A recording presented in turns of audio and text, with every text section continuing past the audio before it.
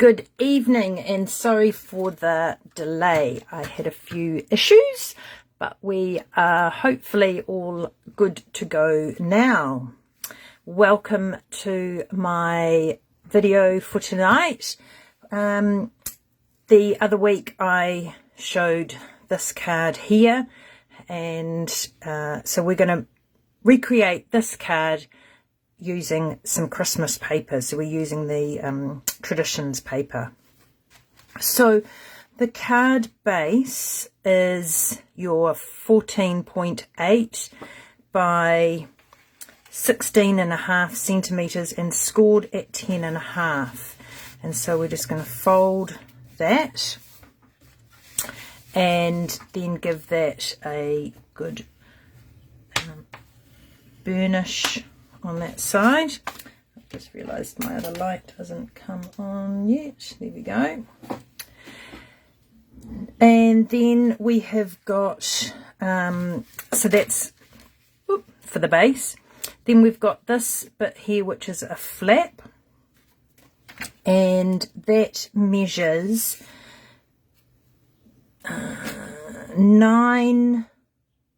9 centimeters by 11.5, and then you score it at 1.5 centimeters. So we'll just give that a good burnish as well.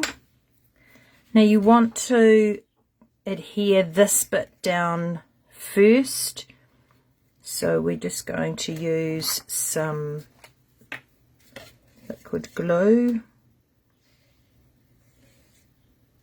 and then we'll just go on there like that. And then I'm just going to center this piece along here. Now, if I just sort of, just going to do it like that. I'm not going to measure. I'm just going to use my eyes, which I don't know how wonderful that is, but if it's not, doesn't have to be quite even. It's not going to be an issue. I have now got a piece of the two-tone cardstock that is in Old Olive, and I'm going to pop that, and that measures 10 by 14.3, and that then sits in here and covers our join. Right, so that's like that, and then this is going to fold over. Now, before we put our papers on these two bits, very important step, we need to adhere the ribbon. So I'm just going to move my stamping pad out of the way, and now that I have got this in, I'll just give that another good push down in that one as well. So I am going to use, this is the I know that there's not actually blue, well, there's Secret Sea in the Designer Series paper that we're going to use, but I'm using this as the Balmy Blue ribbon, sheer ribbon. Now, I just need to concentrate here because I've got to get this around the right way. So I want my ribbon on this flap here. You want your ribbon to be out to the left, and so I'm just going to pop it on here with a bit of a bit on here, and I'm just going to take that down and remove the backing. Now I've cut my ribbon at 20 centimeters for both bits, because we're going to have a bit on the other side as well. So that goes like that. And then my designer series paper is 7 by 11 centimeters, and this is from the Traditions of Christmas. And I'm covering up, I know I'm covering up the gold patterned bit, but I just felt, oops, it was just a bit too bold for going with the other paper. So, and then that just sits on top of that. So it pulls in from the old olive from the cardstock there. So then I'm wanting to pop my other piece of ribbon on. So that one comes that way, and then this one is going to also go out to the left, because then once it's the paper is stuck on here, then that will come back. So you want your two bits to sort of, you want them to line up. So if I'm just going to, so that this one doesn't get totally in the way, so you've got it there, and then just fold that back a bit like that. Get that out of the way, and then this bit here we'll just do to about there, so that I know that that is, don't want it moving. There we go. So we'll just take that bit down. So, yep, that's all good. And then we'll just put another bit of tear and tape over the top. Because this, the ribbon is sheer, the DSP over the top, it's not going to be overly raised by having that bit of the you know, the ribbon underneath. Probably wouldn't want to do it with too thick a ribbon. Now then, this piece of designer series paper is 5.5 by 14.3, and that then sits on over the top of the ribbon. So it hides the ribbon, but it also is another way of securing the ribbon in place. And then we're just going to line that up like so. And so then when you've then got that, both of them lined up. Now for my sentiment on the front, I saw this and I've just given it a quick go, and it works really well.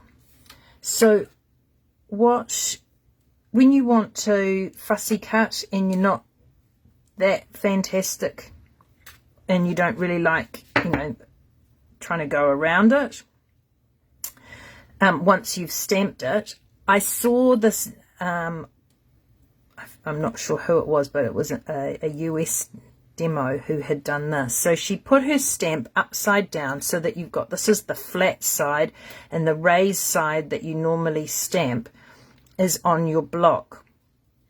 Then ink it up in a lightish colour.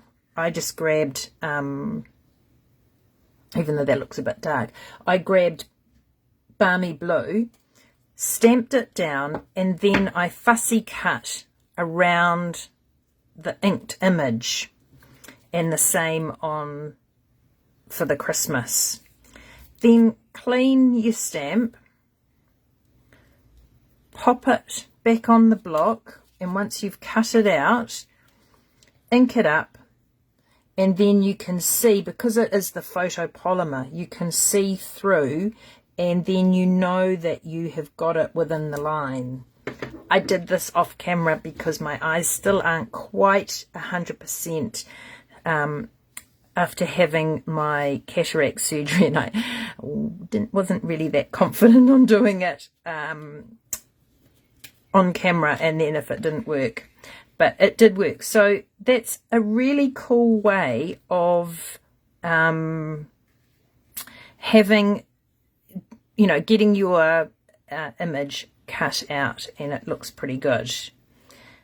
Now I've just realized I didn't grab my dimensionals, so I've got them here, and I'm just going to use the little ones because this is quite thin. And so then we'll just turn that over and we'll pop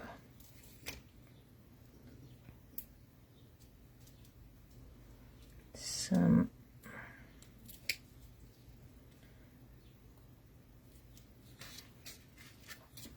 dimensionals on the back.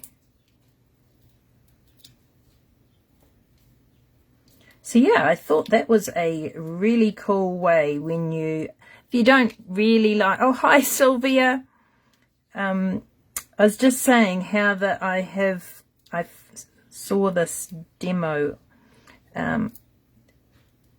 teach this really cool little trick. So as you can see, so the image is stamped by using, so I'll do it again. So you pop your stamp onto your block the wrong way round, ink that up, stamp it onto your cardstock, clean your stamp, trim around so you've got the area. So what it does is that on your photopolymer stamps, it has a little edge around the stamped image, especially for words.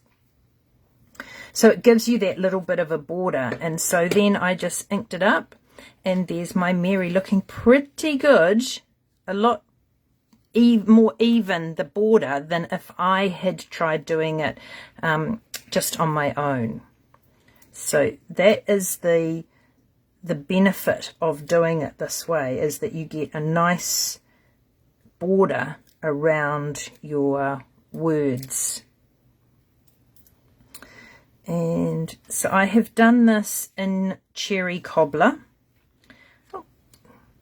Now this stamp set is the seasonal tags, and I really like this one because you've got the choice of either merry or happy to go with your Christmas or holidays, and you've got a smaller font as well. So not everybody likes to say a Merry Christmas, so I thought this was a good one that gives you that opportunity. So we're going to pop, and I'm just keeping this card fairly plain because it's sort of like the fold is the bit that I want to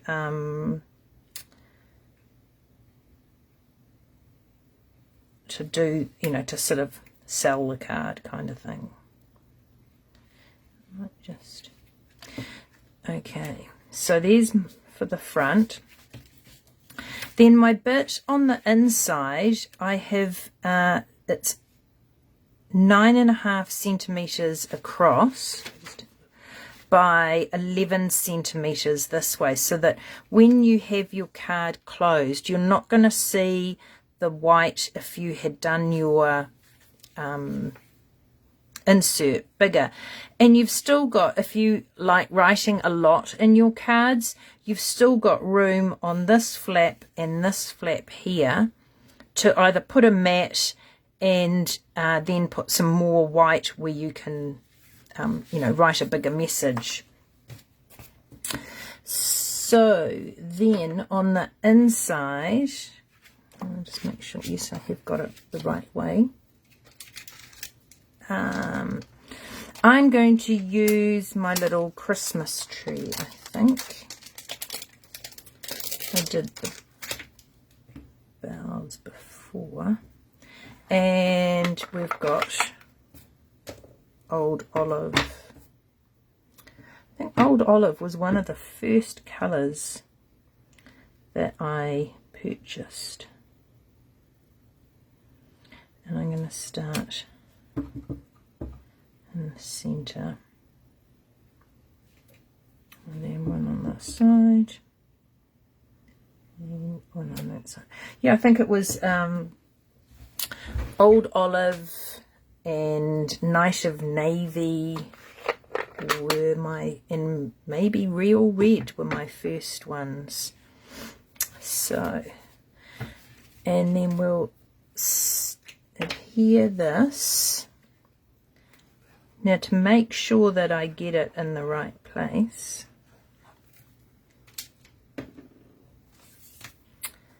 I can just sort of line it up against this flap here,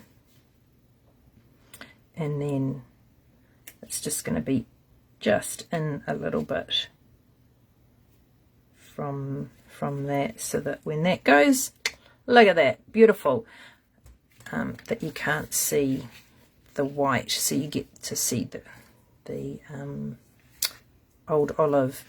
And then I'll tie it up. So the paper is from the Traditions of Christmas pack. And so even though the paper doesn't have the balmy blue in it, the blue ribbon I think still goes with it, and then I'll just trim those bits off. And there is that fold. Now we're going to pop some, I just need to give that another good bit of a burnish there. And these are the traditional sparkling sequins that are part of that suite. And I like these because they are flat and that you get the various sizes. So you've got some big ones and some big ones, some medium size, and then some smaller ones. And I could put some blue, but I think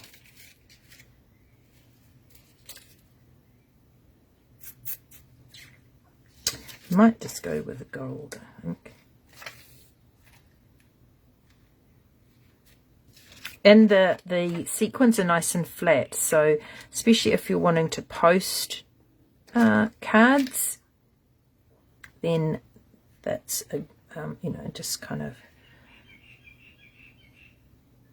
doesn't have it raised too much through the envelope.